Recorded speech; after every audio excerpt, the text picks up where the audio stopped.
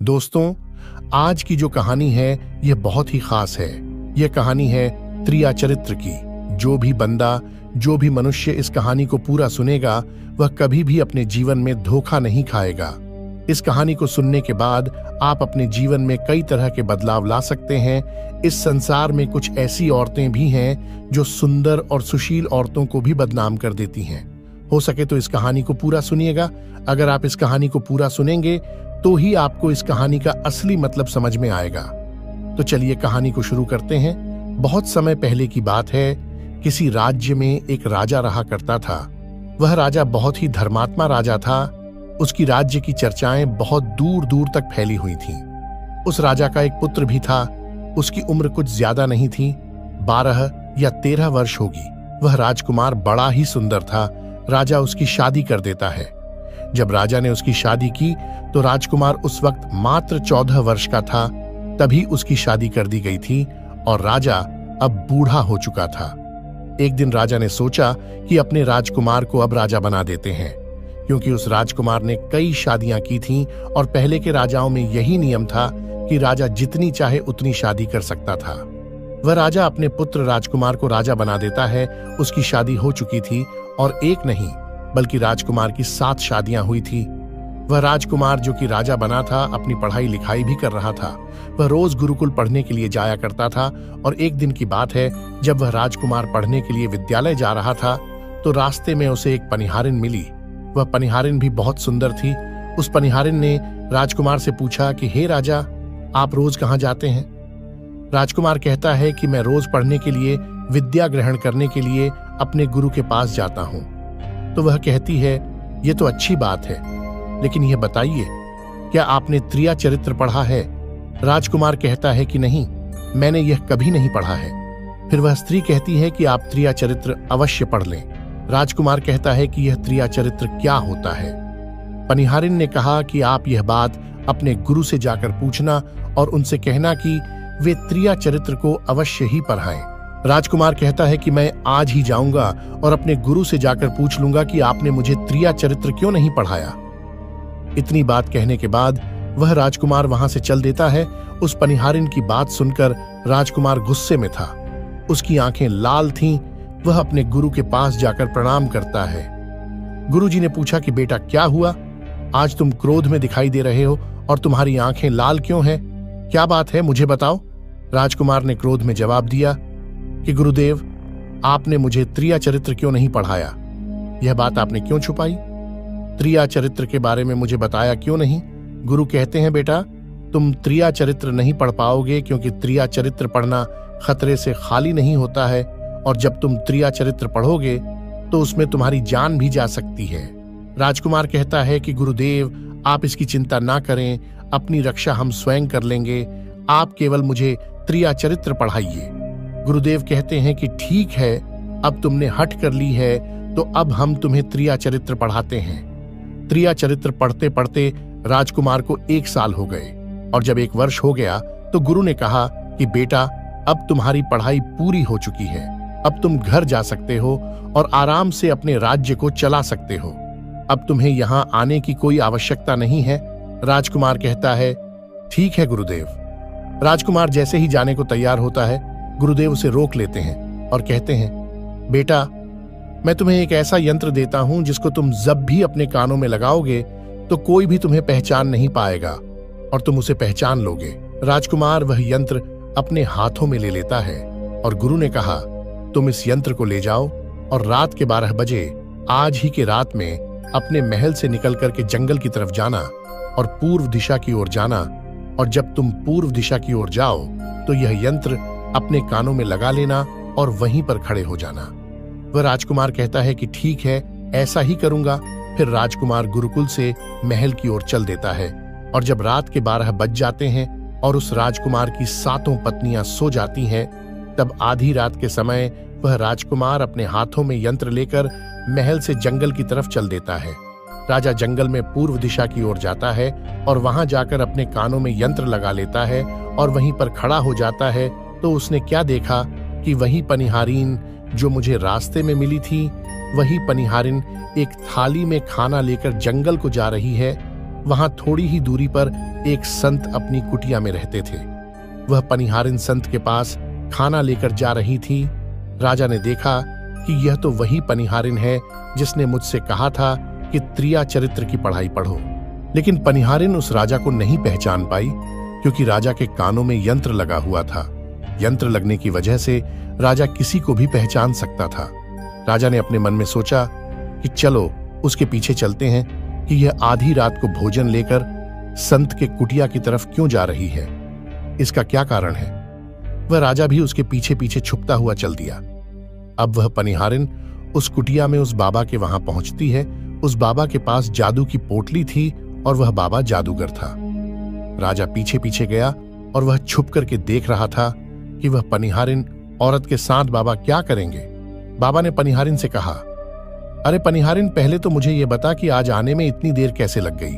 हाथ जोड़कर पनिहारिन कहने लगी कि महात्मा जी, मेरा विवाह हो चुका है और मेरे पति मुझे ले जाने के लिए आए हैं। हमें लेकर कल चले जाएंगे, इसीलिए हमें उन्हें समझाने में थोड़ी देर लग गई और यहां आने में भी देर हो गई। जब यह बात साधु ने सुनी कि इसका विवाह हो चुका है और इसका पति इसे लेने आया है, तो साधु कहता है कि पनिहारिन, इसका मतलब है कि तुम अपने पति के साथ जाना चाहती हो, तो फिर हमारे पास क्यों आई हो। पनिहारिन कहती है कि मैं आपके बिना नहीं रह सकती हूं, मैं आपके बिना नहीं जी सकती हूं। तो साधु कहता है कि हे पनिहारिन, इसके लिए तुम्हें एक काम करना होगा। साधु एक बड़ा सा चाकू निकालता है और पनिहारिन से कहता है कि हे पनिहारिन, जाओ अपने पति का गर्दन काट कर यहां लेकर आ जाओ। अपने उस पति को मार दो जो हमारे और तुम्हारे बीच में दरार बन रहा है। तब मैं तुम्हें रख लूंगा, तुमसे विवाह करूंगा, तुम्हें अपनी पत्नी बनाऊंगा। बिना कुछ सोचे समझे वह चाकू को ले लेती है और दौड़ते हुए अपने घर जाती है। उसका पति सो रहा था, वहां जाकर अपने पति की गर्दन काट देती है और उसकी गर्दन को लेकर साधु के पास आती है। और जो राजकुमार थे उसके पीछे पीछे उसका सारा कारनामा देख रहे थे। जब साधु ने देखा कि अपने पति को मार करके उसकी गर्दन यहां लेकर आई है, तो साधु को बहुत गुस्सा आया और उसने उसे लात मारी और कहा, भाग जाओ यहां से। जब तू अपने पति की नहीं हो सकी, जिसके साथ तूने 7 फेरे लिए, तो तू मेरी क्या होगी। जल्दी भाग जाओ यहां से। अगर तुम मेरे पास दोबारा आई तो मैं तुझे जीवित नहीं छोड़ूंगा।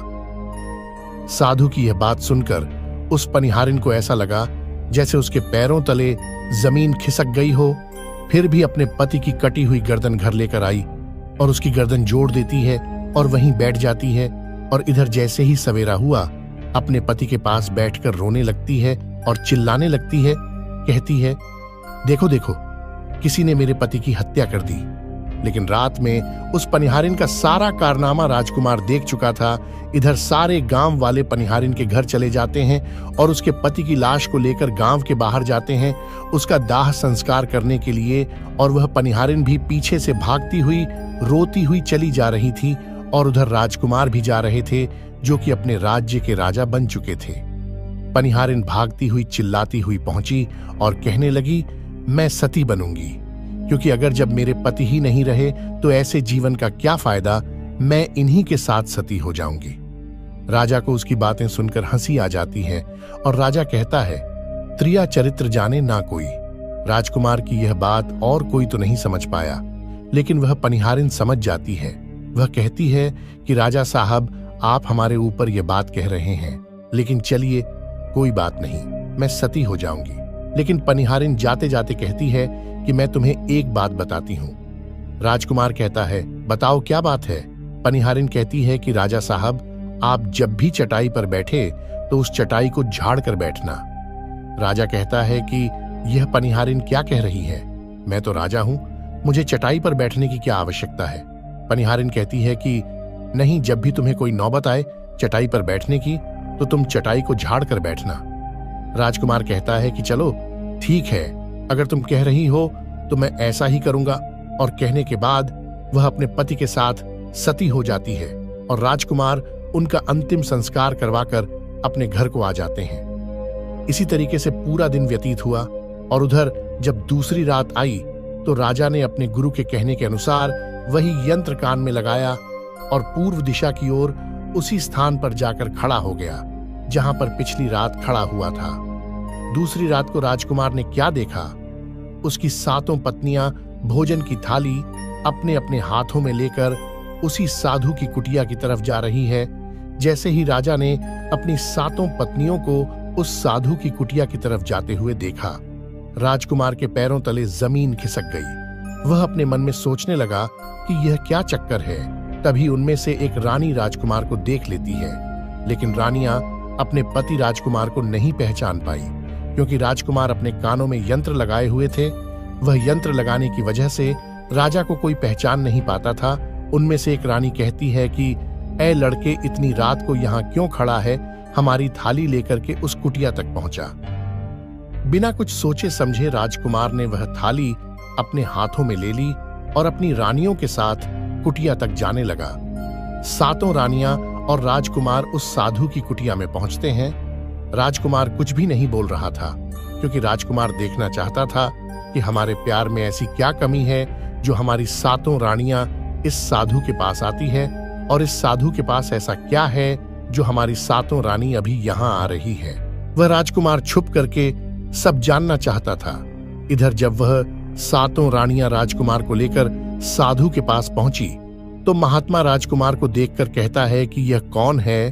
तो 7 रानियां कहती हैं कि महात्मा जी, यह बालक हमें रास्ते में मिला, इसने हमारी सहायता की तो हम इसे अपने साथ लेकर आ गए।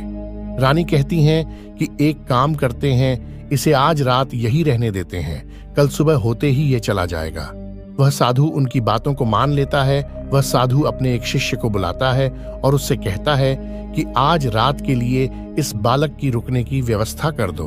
वह शिष्य राजकुमार को लेकर एक कमरे में जाता है। उस कमरे में एक चटाई बिछी हुई थी। शिष्य कहता है कि देख भाई, आज तुझे चटाई पर सोना पड़ेगा। वह शिष्य राजकुमार को इतना कहकर वहां से चला जाता है। राजकुमार उस कमरे में अकेला पड़ जाता है। अपने मन में सोचता है कि आज तो नौबत आ ही गई चटाई पर सोने की। राजा कहता है, चलिए कोई बात नहीं, आज की रात हम चटाई पर ही गुजार लेंगे। राजकुमार जैसे ही चटाई पर बैठने ही वाला था कि उसे पनिहारिन की बात याद आ गई।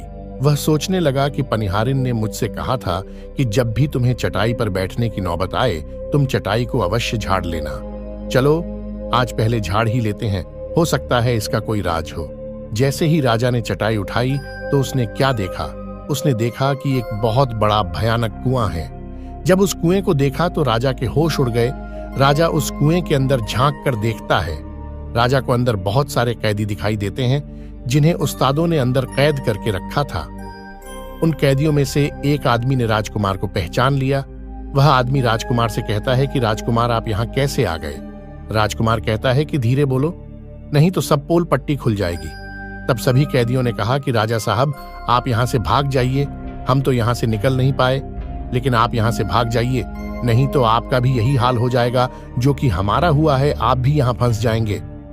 आपको भी पकड़कर ये साधु इसी में डाल देगा। आप जितना जल्दी हो सके यहाँ से भाग जाए।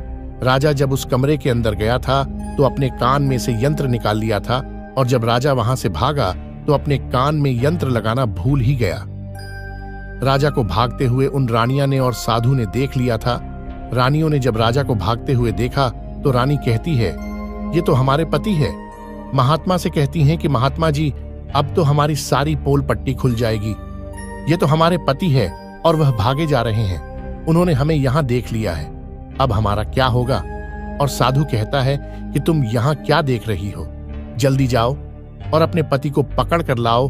तो रानियां राजकुमार को पकड़ने के लिए दौड़ी दौड़ी जाती है, लेकिन वह राजकुमार जो राजा था इतना तेज था कि वह अपने महल जा पहुंचा और घबराई रानियों के तो होश उड़ गए। फिर वापस उसी बाबा के पास आती है और बाबा से कहती है कि महाराज, अब तो हमारे पति हमें जीवित नहीं छोड़ेंगे, हम जैसे ही घर जाएंगे वह हमारी जान ले लेंगे। हे महात्मा, आप हमें बचा लीजिए, इसका कोई उपाय कीजिए।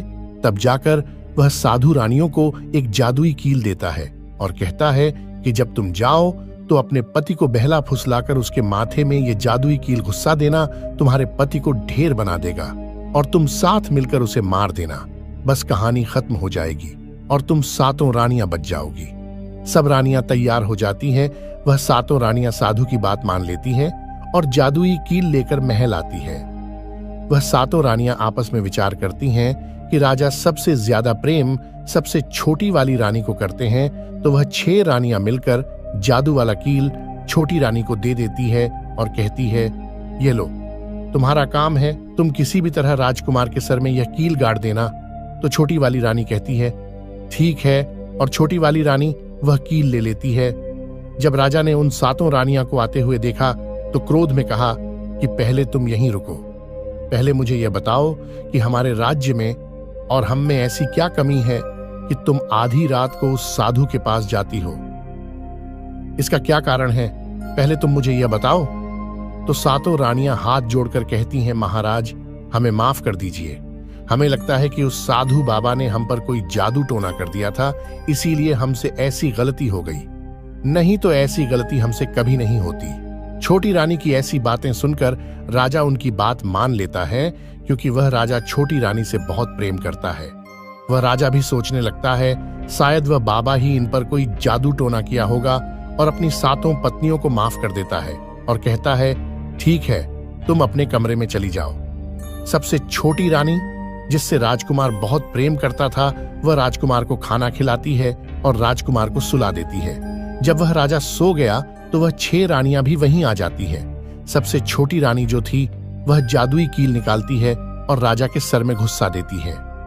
छोटी रानी ने कील जैसे ही ठोकी, राजा पूरा तेजी से उठा, लेकिन इतने समय में वह ढेर बन चुका था। अब उस राजा में इतनी शक्ति नहीं थी कि उन रानियों से मुकाबला कर सके। वह 7 रानियां उस राजा को पकड़ने लगी। राजा फिर भी हिम्मत नहीं हारा और अपने महल की खिड़की से कूदकर राजा भागते भागते अपने गुरु के पास पहुंच गया और कहने लगा कि गुरुजी, मुझे माफ कीजिए, मेरी जान बचाइए, नहीं तो मैं मर जाऊंगा। गुरु कहते हैं कि बेटा, मैंने तुमसे कहा था कि तुम त्रिया चरित्र मत सीखो, इसमें जान भी जा सकती है, देखा इसका नतीजा।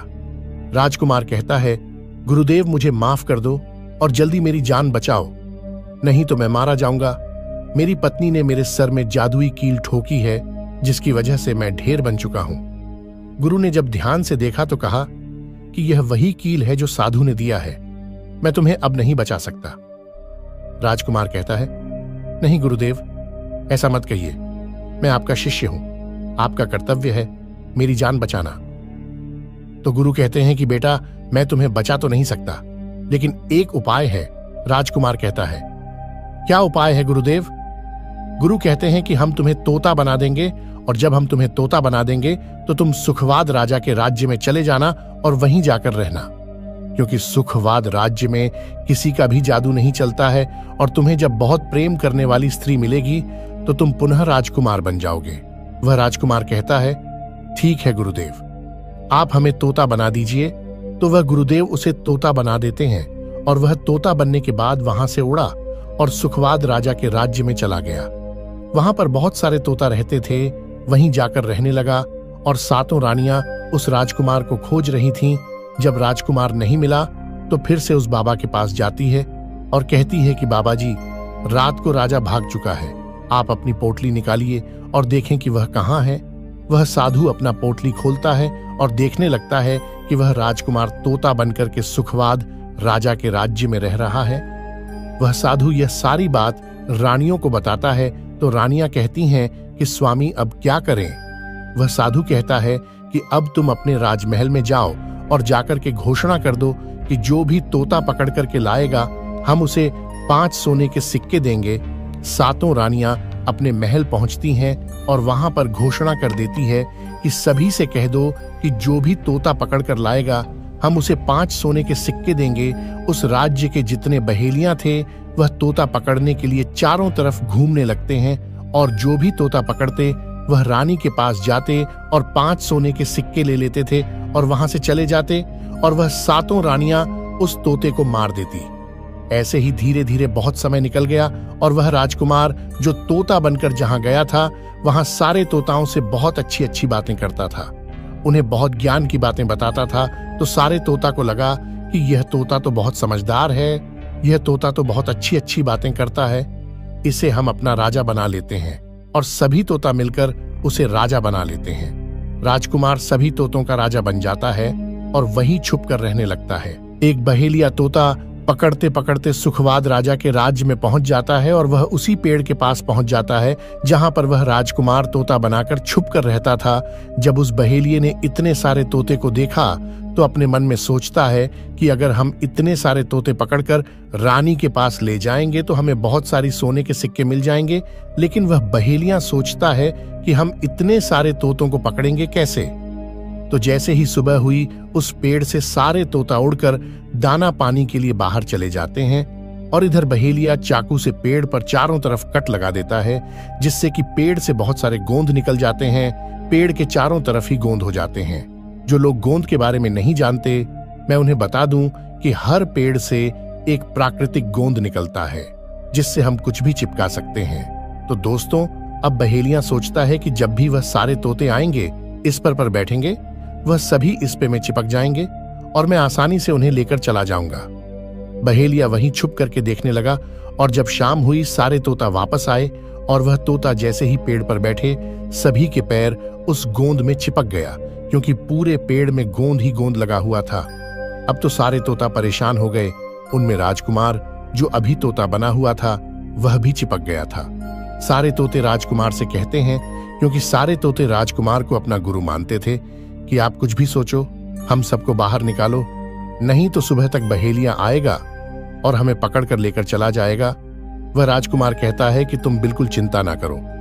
जब सुबह वह बहेलिया आएगा तो तुम सभी ऐसा करना कि उस बहेलिया को लगे कि सारे तोता मर चुके हैं, और जब सभी तोते को पेड़ से छुड़ाकर नीचे फेंक दें तो सभी उड़कर भाग जाना। सभी तोता कहते हैं, ठीक है गुरुदेव। सुबह हुई, जैसे ही बहेलिया पेड़ के पास पहुंचा, सभी तोता ऐसे लटके हुए थे जैसे कि वह सभी मरे हुए हैं। जब बहेलिया तोतों को देखा तो सोचा कि अरे ये क्या हो गया, ये तो सभी मर गए, अब हमें सोने के सिक्के कैसे मिलेंगे।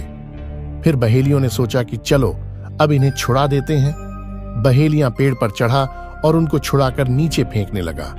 बहेलिया ने सभी तोते को छुड़ाकर नीचे फेंक दिया, लेकिन जो राजकुमार था, जो तोता बना हुआ था, वह वहीं पर रह गया और नीचे जितने भी तोता थे वह सभी उड़कर भाग गए। बहेलिया ने सोचा, अरे यह क्या हुआ, इस पर सिर्फ एक ही तोता है जो कि मरा लटका हुआ है। बहेलिया ने सोचा, इसका मतलब ये सारे तोते ने मिलकर मेरे साथ धोखा किया है। अब वह राजकुमार जो था, जो तोता बना हुआ था, वहीं पेड़ पर लटका हुआ था। वह बहेलिया कहता है कि यह सब तुम्हारी चाल है, चलो अब मैं तुम्हें लेकर जाऊंगा और रानी के हाथ बेच दूंगा और मुझे 5 सोने के सिक्के मिल जाएंगे। और इधर वह बहेलिया उस तोता को बेचने के लिए रानी के पास जाने लगता है। रास्ते में वह तोता कहता है, जो कि राजकुमार था, वह बहेलिया से कहता है कि तुम मुझे कहां ले जा रहे हो। तो वह बहेलिया कहता है, मैं तुम्हें बेचने के लिए रानी के पास ले जा रहा हूं। अगर मैं तुम्हें वहां बेच दूंगा तो मुझे 5 सोने के सिक्के मिलेंगे। वह राजकुमार कहता है कि मैं अगर तुम्हें 50,000 सोने के सिक्के दिलाऊं तो क्या तुम मुझे नहीं बेचोगे। बहेलिया कहता है, तू मुझे 50,000 सोने के सिक्के कैसे दिलाएगा। तोता कहता है कि राजा सुखवाद के यहाँ एक बहुत बड़ा मेला लगता है, तुम मुझे वही बेचो, मूल्य मैं स्वयं बताऊंगा। बहेलिया उस तोते की बात मान लेता है और रानी के पास बेचने की जगह राजा के राज्य के मेले में तोता को बेचने चला जाता है। और राजा के राज्य में यह नियम था कि अगर किसी व्यक्ति का सामान शाम तक नहीं बिके तो वह राजा स्वयं आकर उसे खरीद लेता था। बहेलिया उस तोते को लेकर बाजार में पहुंचा हुआ था। जब कोई व्यक्ति उस तोते को खरीदने आता तो वह पूछता कि यह कितने का है। तो वह बहेलिया कहता है कि तोता अपना दाम स्वयं बताएगा। तो वह तोता अपना दाम इतना बता देता कि कोई भी व्यक्ति उसे खरीद ही नहीं पाता। ऐसे ही करते करते शाम हो गई और अब सभी अपने अपने दुकान लेकर चले गए। सभी का दुकान उजड़ गया था, बस एक बहेलिया और एक तोता ही रह गए थे। इधर राजा ने अपने सिपाहियों को आदेश दिया कि जो जाओ देख कर आओ, किसी का सामान तो नहीं रह गया है। जब राजा के सिपाही आए तो उन्होंने देखा कि एक बहेलिया तोता को लेकर बैठा हुआ है। सिपाही बहेलिया से कहते हैं कि हे बहेलिया, तुम्हारा तोता क्यों नहीं बिका, तुम इसे कितने में बेच रहे हो। तो तोता कहता है कि जो इन्हें 50,000 सोने के सिक्के देगा वही मुझे खरीद पाएगा। उस तोते की बात सुनकर वह सिपाही आश्चर्य में पड़ जाते हैं और सोचते हैं, अरे यह तोता तो अपना मूल्य स्वयं बताता है। तब सिपाही राजा के पास जाते हैं और राजा को सारी बात बताते हैं और कहते हैं, एक बहेलिया एक तोता लेकर बैठा हुआ है, लेकिन वह तोता अपना मूल्य स्वयं ही बताता है। वह इतना महंगा बताता है कि शायद इसीलिए उसे कोई खरीद नहीं सका। राजा सिपाहियों से पूछता है कि वह अपना मूल्य कितना बता रहा है, तो सिपाही कहते हैं, अपना मूल्य 50,000 सोने के सिक्के बता रहा है। चलिए हम खरीदेंगे। अगर नहीं खरीदेंगे तो आपके राज्य की बदनामी होगी कि राजा के बाजार में एक तोता नहीं बिका, और इसलिए राजा अपने मंत्रियों के साथ अपने रथ पर सवार होकर बाजार में पहुंचता है। कहता है, इसका क्या मूल्य है? बहेलिया हाथ जोड़कर कहता है कि राजा साहब, अपना मूल्य तोता स्वयं बताएगा। वह राजा फिर तोते से पूछा तो तोता कहता है कि राजा साहब जो इन्हें 50,000 सोने के सिक्के देगा वही मुझे खरीद पाएगा। राजा अपने सिपाहियों से 50,000 सोने के सिक्के मंगवाता है और बहेलिया को पकड़ा देता है और तोता को लेकर अपने महल चला जाता है। वह तोता बहुत ही बुद्धिमान था, क्योंकि वह राजा था।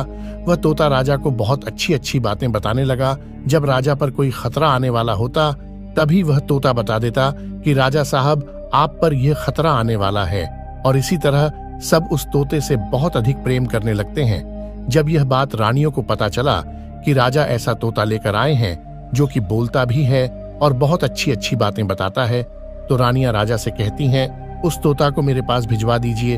हम भी उस तोता को देखना चाहते हैं, हम उसे तोता से बातें करना चाहते हैं। राजा अपने मंत्रियों से कहकर वह तोता रानियां के पास भिजवा देता है। रानी उस तोते से बातें करके बहुत खुश हो जाती है। वह रानी भी तोते से बहुत प्रेम करने लगती है और कहती है कि वाह रे तोता, इसीलिए तुझे राजा साहब ने 50,000 सोने के सिक्के देकर खरीदा है। राजा की एक पुत्री थी जो कि बड़ी सुंदर थी। रानी अपनी पुत्री से कहती है कि आज से तुम ही इस तोते का ध्यान रखोगे और कल तुम इसे अच्छे से धोकर नहला देना। वह राजकुमारी भी उस तोते से बहुत प्रेम करती है। जैसे ही सुबह हुआ, राजकुमारी उस तोते को लेकर नहलाने जाती है। राजकुमारी उसे नहला रही थी तो उसने देखा कि तोता के सिर पर कील सा कुछ लगा हुआ है। राजकुमारी उसको निकाल देती है। राजकुमारी जैसे ही कील को निकालती है, वह तोता पहले वाला एक सुंदर सा राजकुमार बन जाता है। उसे देखकर राजकुमारी घबरा जाती है। राजकुमार कहता है कि तुम घबराओ नहीं, यह कील वापस से मेरे सर में लगा दो तो मैं फिर से तोता बन जाऊंगा, और इसके बारे में मैं तुम्हें रात्रि में बताऊंगा। तुरंत ही वह कील राजकुमार के सर में लगा देती है और वह वापस से तोता बन जाता है। रात को राजकुमारी तोते को लेकर अपने कमरे में जाती है और उसके सर से कील निकाल देती है, और वह तोता फिर से राजकुमार बन जाता है। और राजकुमार अपनी सारी दास्तां उस राजकुमारी को बताता है और कहता है, माफ करना, यह दास्तान तुम किसी को बताना नहीं तो मेरी जान चली जाएगी। राजकुमारी इसके बारे में अपनी माता और पिता को भी नहीं बताती है। दिन भर वह तोता रहता है और रात को राजकुमारी उस तोते को अपने कमरे में ले जाती और उसके माथे से कील निकाल देती, और वह राजकुमार बन जाता। और रात में वह दोनों साथ में ही रहते, और ऐसे ही धीरे धीरे समय निकलता गया। राजकुमारी को राजकुमार से प्रेम हो जाता है। इधर क्या हुआ, जो राजकुमार की पत्नियां थी वह बहुत सारे तोता मरवा देती है, लेकिन जो राजकुमार तोता बना हुआ था वह उन्हें नहीं मिलता है। और वह इस साधु के पास जाती है और कहती है कि हे महात्मा, हमारे पति तो अभी तक हमें नहीं मिले, हम अब क्या करें, उन्हें कैसे मारे? वह साधु फिर से अपनी पोटली खोलता है और देखता है कि वह राजकुमार अभी तक तोता बनाकर राजा के घर में रह रहा है। वह साधु रानियों से कहता है कि तुम एक काम करो कि तुम नृत्य कला सीखो। हम सभी मिलकर उस राजा के घर नृत्य कला करने जाएंगे, और जब राजा हम पर प्रसन्न हो जाएगा और हमें कुछ मांगने को कहेगा तो हम उस तोते को ही मांग लेंगे और फिर आसानी से उसे मार देंगे। धीरे धीरे समय बीता। साधु तबला बजाता और साधु रानी पूरी तरह से नृत्य कला सीख चुकी थी। अब साधु को लगा कि हम सफलता प्राप्त कर सकते हैं और उस तोते को उस राजा से मांग सकते हैं। साधु भेष बदल करके उन 7 रानियों को नृत्य कला वाली स्त्री बनाकर राजा के दरबार में पहुंच गया। राजा उस साधु से पूछता है कि आप लोग कौन हैं, यहाँ क्यों आए हैं? तब साधु कहता है कि हम सब नृत्य कला वाले हैं, आपके महल में हम नृत्य कला दिखाना चाहते हैं। राजा को भी गाने और बजाने का बहुत शौक था, वह मान जाते हैं। उधर वह साधु अपना गाना बजाना चालू करता है। जब उनकी गाने बजाने की आवाज तोता के कानों में पहुंची तो तोता समझ गया कि वह साधु हमारी 7 रानियों को लेकर भेष बदलकर यहाँ पर आ गया है। अब हमारी जान नहीं बचेगी। लेकिन जब राजकुमारी उस तोते को लेकर अपने कमरे में जाती है, उस तोते के सर से कील निकालती है और वह तोता राजकुमार बन जाता है और वह राजकुमार सारी बातें उस राजकुमारी को बताता है। कहता है कि देखो, यह जो गाने बजाने वाले आए हैं, ये वही साधु है। ये गाने बजाने से राजा को खुश कर देगा और बदले में मुझे मांग लेगा और ले जाकर मुझे मार देगा। वह राजकुमार कहता है कि सुनो राजकुमारी, जब राजा आदेश दें कि तोता को लेकर आओ तो तुम मुझे मत देना। जब राजा खुद यही मुझे लेने आए तब भी तुम मुझे मत देना। कहना कि तोता को नहीं दूंगी, और जब राजा ना माने, राजा तुमसे जिद करें और मुझे मांगे, तब तुम गुस्से में आकर के पिंजरे को फेंक देना। उसके बाद अपने बचने का रास्ता हम स्वयं ही ढूंढ लेंगे। राजकुमारी कहती है कि ठीक है, और वहां गाना बजाना हुआ तो राजा प्रसन्न होकर उन्हें कहते हैं कि मांगो, क्या मांगना चाहते हो। वह साधु कहता है कि जो आपके पास तोता है, जो आप कुछ दिनों पहले ही खरीदे हैं, वह तोता आप मुझे दे दो। राजा कहता है ठीक है। राजा अपने मंत्री को आदेश देता है कि जाओ उस तोते को लेकर आओ। मंत्री राजकुमारी के पास पहुंचता है और कहता है कि यह तोता मुझे दे दो। राजकुमारी कहती है नहीं दूंगी। मंत्री कहता है कि देखिए, आप जिद मत कीजिए। राजकुमारी कहती है कि तुम जाओ और मेरे पिताजी को यहां भेज दो, वह आकर इसे ले जाएंगे। मंत्री राजा को जाकर सारी बात बताता है। राजा स्वयं आता है उस तोते को लेने के लिए। वह राजा जाकर कहता है कि बेटी, यह तोता मुझे दे दो। यह नृत्य कला वाले को देना है जो यहाँ गाना बजाना किए हैं, यह उन्हें देना है। तो राजकुमारी कहती है कि पिताजी, यह तोता मैं नहीं दूंगी। क्रोध में आकर राजा कहने लगा कि बेटी, कैसी बातें कर रही हो, इसे देने का मैंने वादा किया है। जब राजकुमारी ने राजा को क्रोध में देखा तो राजकुमारी को भी गुस्सा आ गया और राजकुमारी गुस्से में पिंजरे को जमीन पर फेंक देती है। वह पिंजरा जैसे ही जमीन पर गिरा, वह टूट गया और तोता जो था वह चावल का दाना बन गया। और जैसे ही साधु को यह बात पता चली, साधु भी तुरंत कबूतर बन जाता है और उस दाने को कबूतर चुगने लगता है। उसमें से जो एक दाना था, बस वही राजकुमार था। जैसे ही वह दाना कबूतर चुगने वाला होता है, राजकुमार बाज बन जाता है और एकदम से कबूतर पर झपटता है और उसे मार देता है। इस तरह से उस साधु की मृत्यु हो जाती है। राजा यह सब देखकर आश्चर्यचकित हो जाता है। उस कबूतर को मारकर फिर से तोता बन जाता है और जो राजकुमारी थी उस तोते से कील निकाल देती है और वह फिर से पहले जैसा राजकुमार बन जाता है। वह राजकुमारी अपने पिता को सारी बात बता देती है।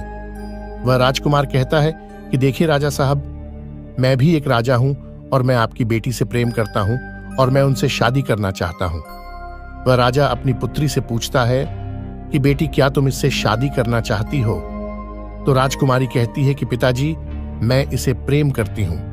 और फिर राजकुमार उस राजा की पुत्री से विवाह करके अपने महल जाता है और जो उनकी 7 पत्नियां थीं उनको पकड़कर बंदी गृह में बंद करवा देता है और राजकुमार खुशी खुशी उस राजकुमारी के साथ रहने लगता है।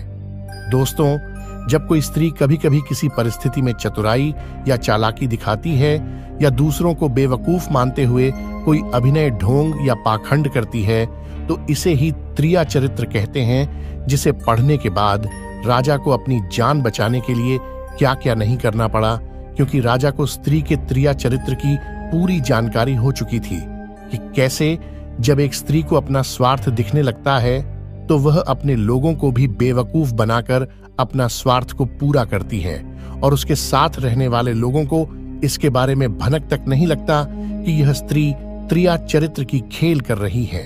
दोस्तों, आज के टाइम में हर दूसरा त्रिया चरित्र कर रहा है जिसके अंदर थोड़ा सा भी स्वार्थ है। इसीलिए दोस्तों, जो आपके दिल के करीब है उसके बारे में आप पूरी जानकारी रखिए कि उसके अंदर खुद को लेकर कोई स्वार्थ तो नहीं छुपा है, और अगर ऐसा है तो आप उनसे थोड़ा दूर ही रहिए, क्योंकि ऐसे में आपको जिंदगी के हर एक कदम पर धोखा ही मिलेगा, क्योंकि एक स्वार्थी स्त्री अपनी स्वार्थ के लिए जिंदगी में कुछ भी कर सकती है। तो दोस्तों, आपको यह वीडियो कैसी लगी कमेंट करके जरूर बताएं। वीडियो पसंद आई हो तो लाइक करें, चैनल को सब्सक्राइब करें, अपने ऐसे दोस्तों के साथ शेयर जरूर करें।